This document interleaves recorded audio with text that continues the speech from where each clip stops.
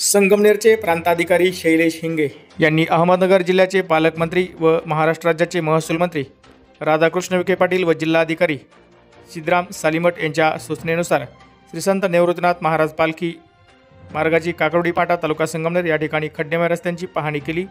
याचबरोबर संगमनेर तालुक्याचे भाग्यविधाते माजी मंत्री आमदार बाळासाहेब थोरात, शिर्डी लोकसभेचे खासदार भाऊसाहेब वागचौरे यांच्या वतीनं मेजर महेंद्र सोनवणे यांनी सदर पालखी रस्त्याची पाहणी केली आहे। काकडवाडी येथील नागरिक, रयत शेतकरी संघटनेचे संगमनेर तालुका अध्यक्ष पत्रकार दत्तात्रय घोलप, शिवशाहीर शरद महाराज ढवळे, बाबासाहेब महाराज गायकवाड यांनी सदर पालखी मार्ग दुरुस्त करण्याची मागणी सोमवार दिनांक 10 जून 2024 रोजी केली होती। याची तात्काळ दखल घेत आज 11 जून 2024 रोजी दुपारी 2 वाजता प्रांताधिकारी शैलेश हिंगे यांनी भेट देत पाहणी केली व योग्य त्या उपाययोजना करणार असल्याचे आश्वासन यावेळी त्यांनी ग्रामस्थांना दिले।